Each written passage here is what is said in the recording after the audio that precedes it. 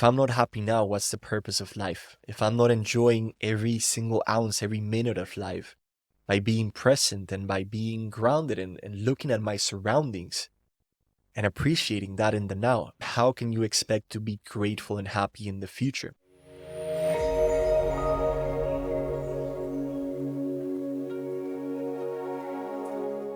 Welcome back, my friend, to the Be Limitless Podcast. I'm JP, and today we're going to focus on the mind. I want to focus on something that's very, very important for us to understand as human beings. Inside the mind, we have a little voice that a lot of us call our inner critic. A lot of the times we're thinking negative thoughts we cannot really even think because thinking is happening automatically for us. I want to introduce you to a concept called the power of the present moment. But first, let's talk to you a bit more about the character that you have inside of you, the inner critic. I want you to know that inside of you, there might be multiple different personalities or sub-personalities, but the battle that you have going on internally is between your ego, your inner critic, and your true self. We all have an ego and we all have a true self. Just the same way that externally we're seeing wars, we're seeing political parties fighting against each other. If you really want to bring peace and make a difference in the world and create impact and have a meaningful life, you really have to start from within yourself. And you need to lead yourself and not allow the ego to keep running your life. Because the majority of the time, if you think about what is the biggest roadblock to experiencing your full potential and your limitless ability to create anything that you want in your life, the block that gets in the way is the inner critic, the girl or the guy who's at the driver's seat. This is why we tend to be perfectionists as high performers. This is why we are always seeking short-lived pleasures or the next milestone or the next goal, because it's an instant dopamine hit. But then our mind, our inner critic is like, all right, cool. We achieved this.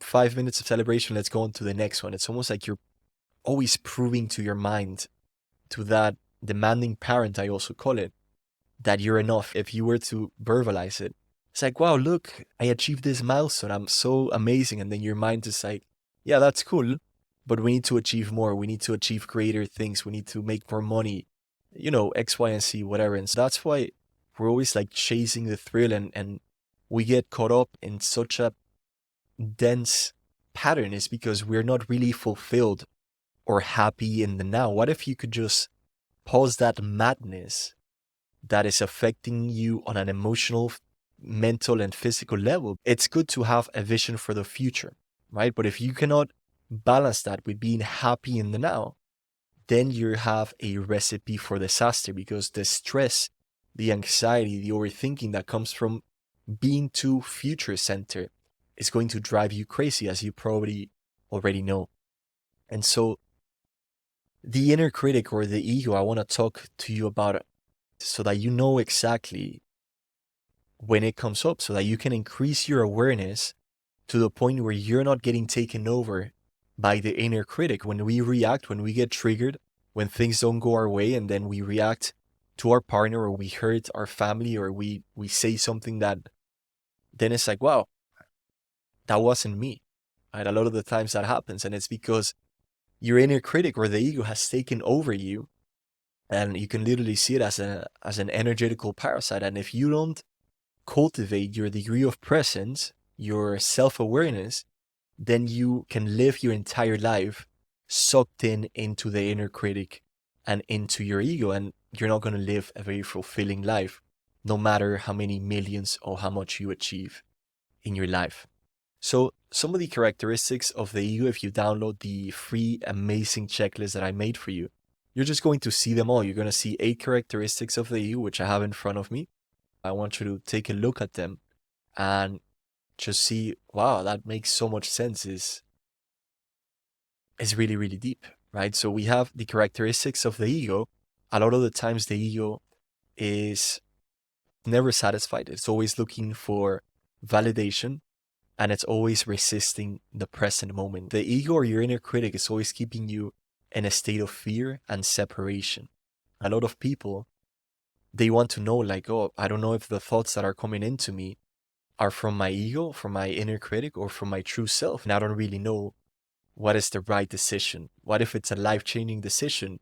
You don't even know inside if you're getting answers or thoughts from your inner self or from your ego.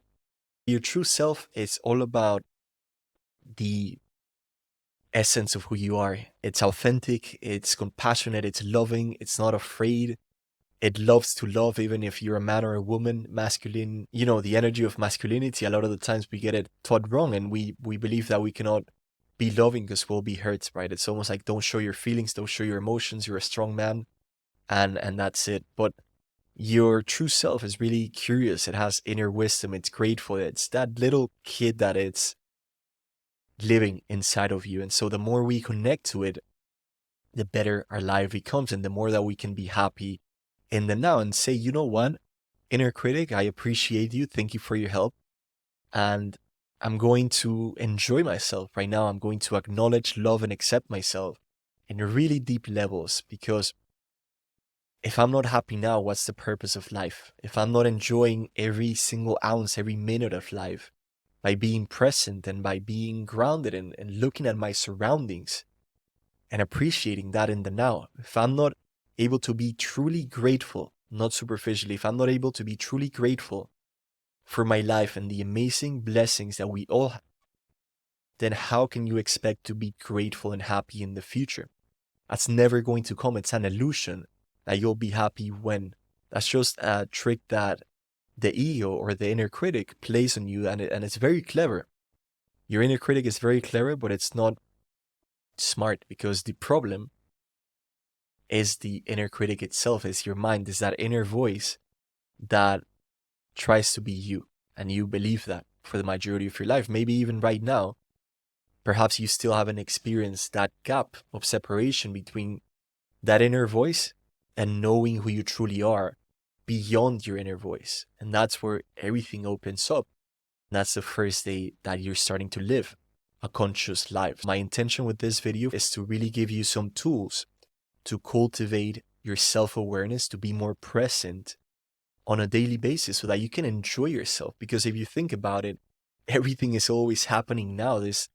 This frame that we have, this Canva that whatever you're doing, that you're watching me right now, that's the only thing that's real. Even if you're thinking in your mind that you need to do 100 million things after it, or you're ruminating about the past, about your mistakes, of how you cannot forgive yourself, whatever you're doing that the inner critic is taking you to the past or the future is not real.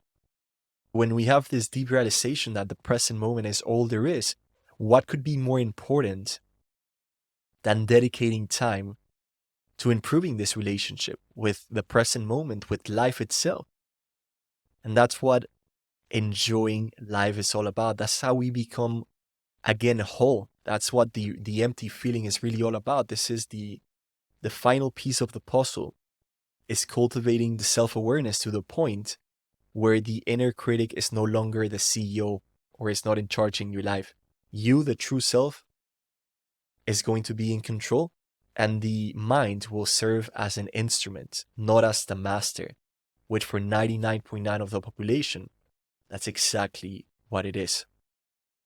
All right, so moving on to the solution of this problem. I like to call this the art of conscious living. And this is not really a tool, it's truly a way of living. It's a lifestyle that doesn't take away from you or your time. It's not going to be more things that you need to do. These are just things that you're going to incorporate as part of your lifestyle. If you download the free checklist, you'll see that there's an image that has a triangle. So on the bottom, we have what we call contemplation. That's the foundation of everything. Then we have conscious pauses. And finally, we have conscious breathing. So let me tell you a bit about how these works. And then in the checklist, it gives you the step-by-step actions and toolkits that you can use on a daily basis. I'll give you the essence of it in this video.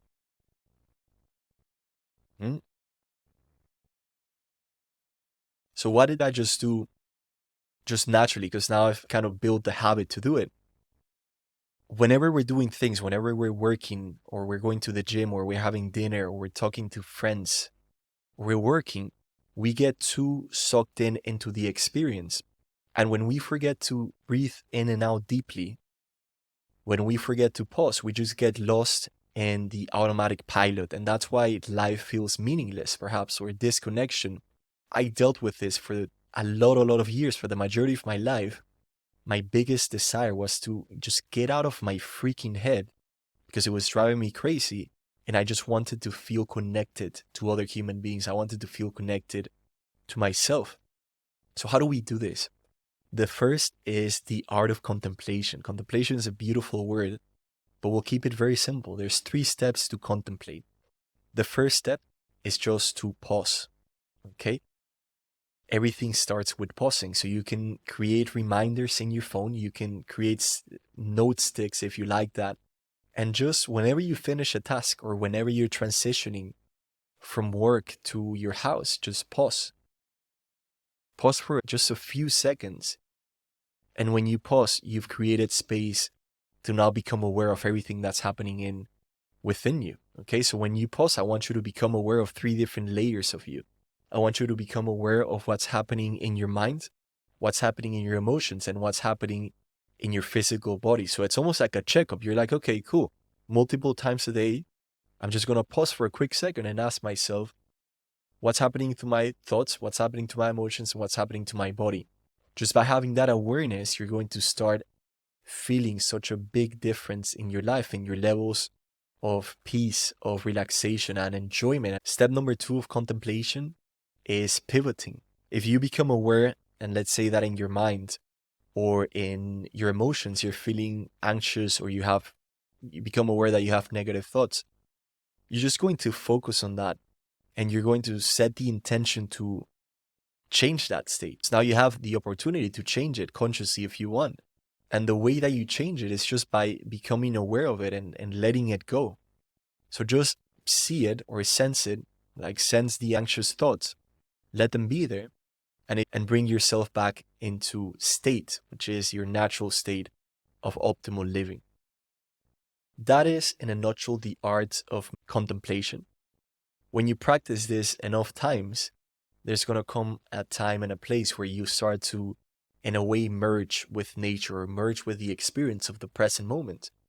And this comes naturally. This is not a tool or a habit that you can do, but just know that the more that you pause, the more that you become aware of what's going on internally, the more space that you're creating and the more space that you have, the easier it is for merging to happen. Merging is a very enlightening experience. It's almost what we call a satori, which is a moment or a glimpse of enlightenment. And that's where everything stops, everything is perfect. And we can have these moments a lot of times that we just practice the art of contemplation. When we pause, we can practice conscious breathing, breathing in and out through our belly, just becoming aware of the sensations of our bodies, of our surroundings, just pausing and becoming aware, becoming like a curious little kid. What are some of the things that I haven't noticed? What's going on in my surroundings? This is going to be really helpful. These are daily practices that you can make into a lifestyle. I have a lot of different resources in the checklist, a few different exercises that you can dive into.